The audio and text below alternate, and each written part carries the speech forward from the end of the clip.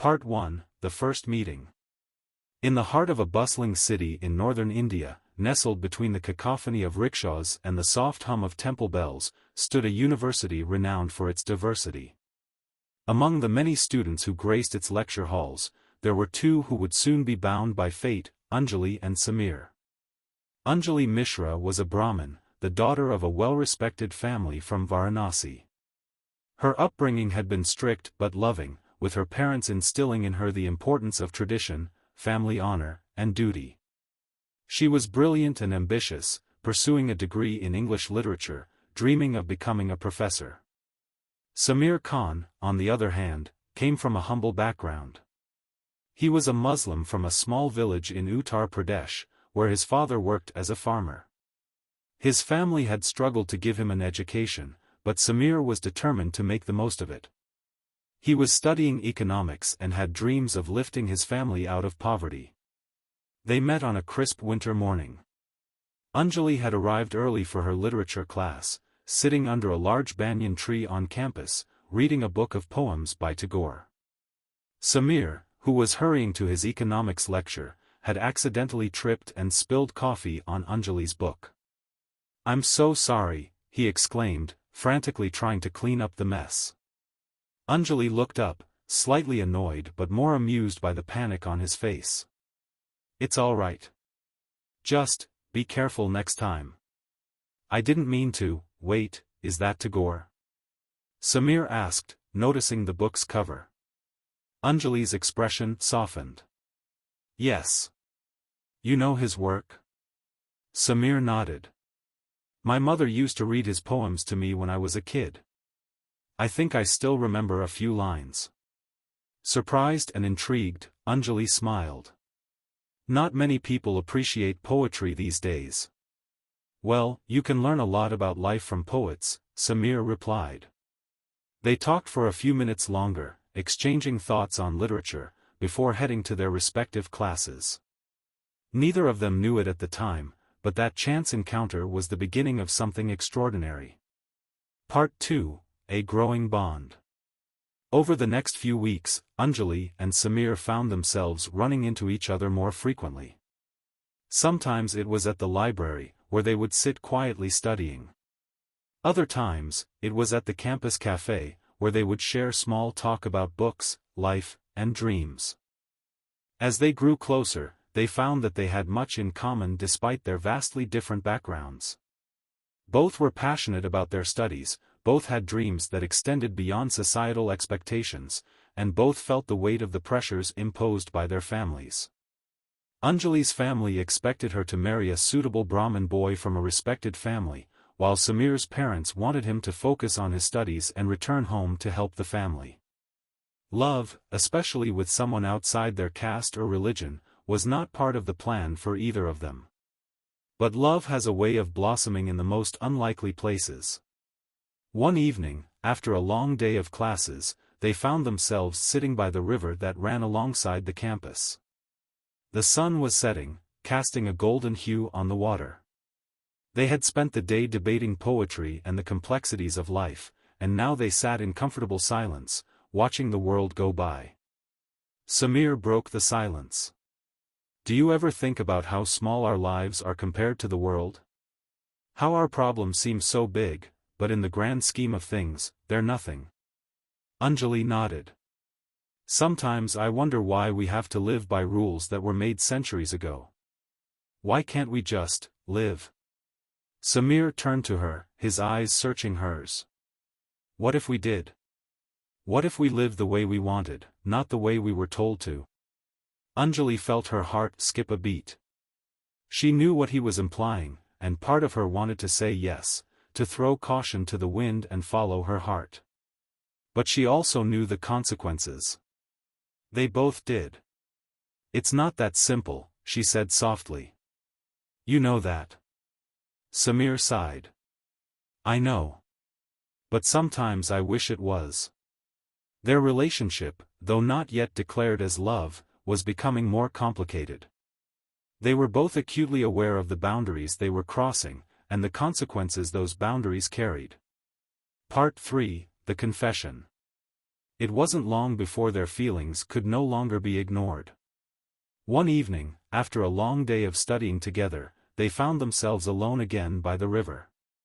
"I can't stop thinking about you," Samir confessed, his voice barely above a whisper. "Every time we talk, I feel like I'm finally myself. Like I don't have to pretend to be someone I'm not." Anjali's heart raced. She felt the same way, but she was scared to admit it. "Samir. I feel the same, but it can't happen." "Why not?" Samir asked, his frustration clear. "Who decided that we can't be together just because of where we were born or what religion we follow? That's not fair, Anjali." "I know it's not fair," she replied, her voice trembling.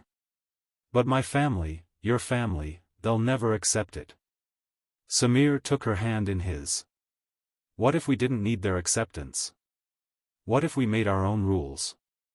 Tears welled up in Anjali's eyes. She wanted so badly to believe that they could make it work, that their love could overcome the obstacles ahead. But she knew the world they lived in, and she knew how unforgiving it could be. "I don't know, Samir," she whispered. "I don't know if we're strong enough for this." But Samir believed they were. He believed in the power of their love, and in the possibility of a future where they could be together, free from the chains of tradition. Part 4. Societal Pressure. As their relationship deepened, they became more careful. They met in secret, knowing that if anyone found out, their lives would be thrown into chaos. The weight of their love was both exhilarating and terrifying, like walking a tightrope with no safety net. One evening, as they sat in a quiet cafe far from campus, Samir noticed that Anjali seemed unusually tense. "What's wrong?" he asked, concern etched on his face. Anjali sighed, running a hand through her hair. "My parents have started talking about marriage. They're already looking for potential matches." Samir's heart sank. He had known this day would come, but it still hit him hard. "What are you going to do?" he asked. "I don't know," Anjali admitted. "I don't want to marry anyone else, but if I refuse, they'll start asking questions. And if they find out about us?" Samir reached across the table and took her hand. "We'll figure it out. We'll find a way." But the truth was, they were both scared. They knew that their relationship was a ticking time bomb, and that eventually, they would have to face the consequences. The pressure wasn't just on Anjali. Samir's family, too, had begun to question his long hours away from home, his frequent trips to the city. His mother, in particular, had begun hinting at marriage, suggesting that once he finished his degree, it would be time for him to settle down. But Samir couldn't imagine a future without Anjali. He couldn't picture himself with anyone else. And so, despite the mounting pressure from both sides, they continued to meet in secret, holding on to the hope that somehow, they could make it work. Part 5. The Breaking Point. The inevitable happened one evening when Anjali's cousin spotted her with Samir at a cafe. Word quickly spread to her family, and within days, Anjali found herself confronted by her parents. "What is this we hear about you meeting a boy?" her father demanded, his voice tight with anger. Anjali's heart raced. She had known this moment was coming, but she still wasn't prepared for it. "He's a friend," she lied, hoping to deflect their suspicion. "A friend? A Muslim boy?" her mother added, her tone filled with disdain. Anjali bit her lip, tears welling up in her eyes. "He's more than that," she whispered. "I love him." Her father's face turned red with fury. "Love? You think this is love? You're throwing away your family's honor for a boy who has no place in our society?" Her mother, too, looked devastated. "Anjali, how could you do this to us? To your family?" Anjali felt a wave of guilt wash over her, but she also felt defiant. "I'm not doing anything to hurt you. I just want to live my life, to be with the person I love." But her parents couldn't see it that way. To them, Anjali's relationship with Samir was a betrayal of everything they had worked for, everything they had taught her. "You will end this now," her father commanded. "You will never see him again." But Anjali couldn't do that. She couldn't give up Samir, not after everything they had been through together. "I can't," she said softly, her voice trembling. Her father's face hardened. "Then you are no longer my daughter." Part 6, Defying Fate. Meanwhile, Samir faced his own battle. When his family learned of his relationship with Anjali, they were equally furious. "A Hindu girl," his mother exclaimed. "What will people say? What will happen to our reputation?" Samir's father, though quieter, was no less disappointed. "You're supposed to be focused on your studies, on your future. How could you let this happen?" But Samir, like Anjali, refused to back down. "I love her," he said simply. "And I'm not going to give her up." His mother was devastated. "You're choosing her over your family?" "I'm not choosing anyone over anyone else," Samir replied. "I'm just choosing to be with the person I love." But in their world, it wasn't that simple.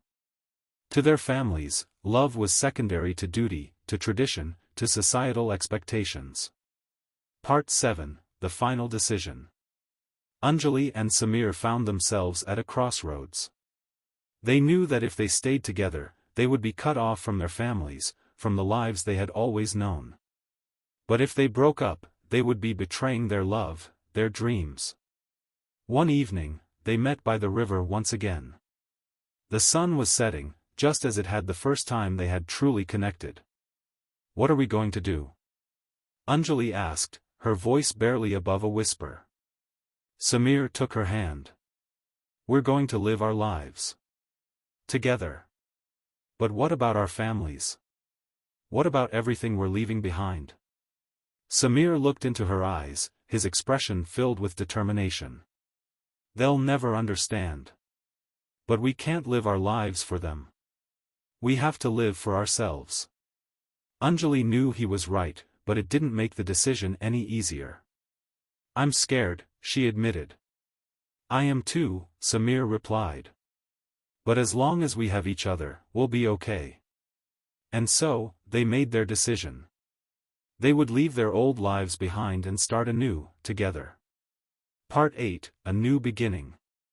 In the end, Anjali and Samir chose love. They chose each other over the expectations of their families, over the traditions that had bound them for so long.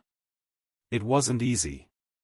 They faced countless challenges along the way: financial struggles, societal judgment, the pain of being estranged from their families. But through it all, they had each other. They moved to a different city, where they could live freely, without the constant scrutiny of their families and communities. Anjali became a professor, just as she had always dreamed, and Samir started his own business, working tirelessly to build a better future for them both. They never stopped loving their families, and they never stopped hoping that one day, their parents would come to accept their love. But even if that day never came, they knew that they had made the right choice. For in the end, love is not about tradition or expectation. It is about connection, understanding, and the courage to defy the world for the sake of something greater. Anjali and Samir's love had transcended the boundaries of caste, religion, and social expectation. It had survived the pressures of society and the pain of estrangement.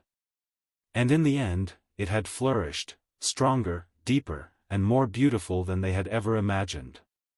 In a world that often divided people by their differences, Anjali and Samir had found unity in their love, proving that sometimes, love truly can conquer all.